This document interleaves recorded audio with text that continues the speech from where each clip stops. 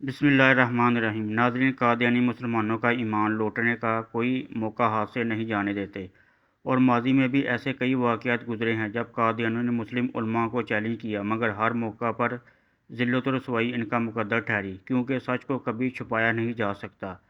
ناظرین، حضرت مہر علی شاہ گولڈوی کی خدمت میں ایک قادیانی وفد حاضر ہوا اور کہا کہ ایک اندھے اور ایک اپاہج یعنی لنگڑے کے حق میں آپ دعا کریں۔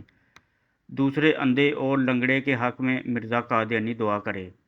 جس کی دعا سے اندھا اور لنگڑا ٹھیک ہو جائے وہی سچا ہے۔ اس طرح حق و باطل کا فیصلہ ہو جائے گا۔ شاہ صاحب نے جواب دیا کہ مجھے یہ بھی منظور ہے، اور مزید مرزا قادیانی سے جا کر یہ بھی کہہ دیں کہ اگر مردے بھی زندہ کرنے ہوں تو آ جائیں، ہم اس کے لیے بھی تیار ہیں۔ لیکن مرزا قادیانی کو شاہ صاحب کے سامنے آنے کی ہمت نہ پڑی۔ اس پر مہر علی شاہ نے فرمایا، یہ دعویٰ میں نے از خود نہیں کیا تھا، بلکہ عالم مکاشفہ میں حضور اکرم صلی اللہ علیہ وآلہ وسلم کے جمال با کمال سے میرا دل اس قدر قوی اور مضبوط ہو گیا تھا کہ مجھے یقین کامل تھا کہ اگر اس سے بھی کوئی بڑا دعویٰ کرتا تو اللہ تعالیٰ ایک جھوٹے مدعی نبوت کے خلاف ضرور مجھے سچا ثابت کرتا۔ مجھے یقین کامل ہے کہ جو شخص تحفظ ختم نبوت کا کام کرتا ہے، اس کی پشت پر نبی کریم صلی اللہ علیہ وآلہ وسلم کا ہاتھ ہوتا ہے۔ ایک دفعہ شاہ جی اپنے کتب خانے میں بیٹھے تھے کہ ایک مرید بھاگتے ہوئے اندر داخل ہوا۔ پھولتے ہوئے سانس سے بولا، شاہ جی آج اسلام کی ناک کٹ گئی۔ شاہ جی نے پوچھا، بھائی کیسے بات کر رہے ہو، کیا مطلب ہے یہ تمہارا؟ وہ آدمی کہنے لگا، حضور فنڈز پادری دہلی چوک پر بائبل اٹھائے کھڑا کہہ رہا ہے، اے مسلمانوں سنو، اگر تمہارا دین اس سچا ہے تو تمہاری کتاب کچی ہے، تو اپنے قرآن کو آگ میں ڈالو، میں اپنی بائبل کو آگ میں ڈالتا ہوں، پھر فیصلہ یہ آگ کرے گی۔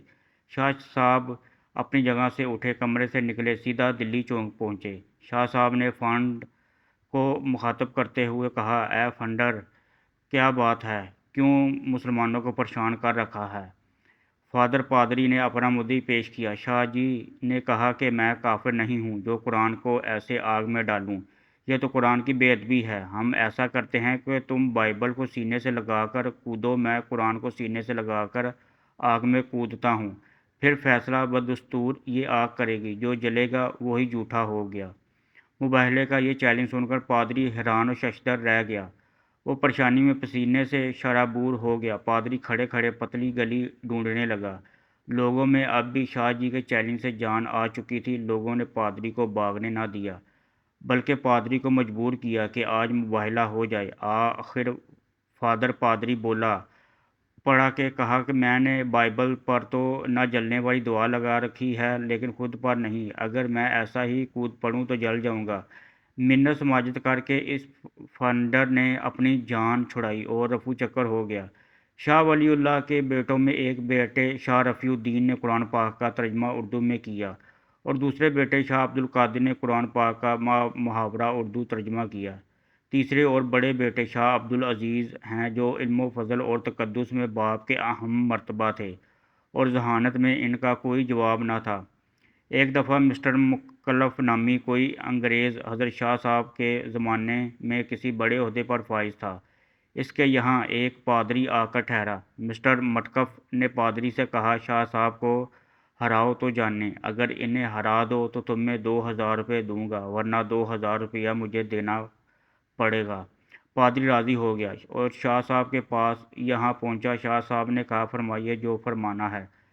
پادری نے کہا، میں اپنی بات کا معقول جواب چاہتا ہوں، منقولی اور کتابی نہیں چاہتا۔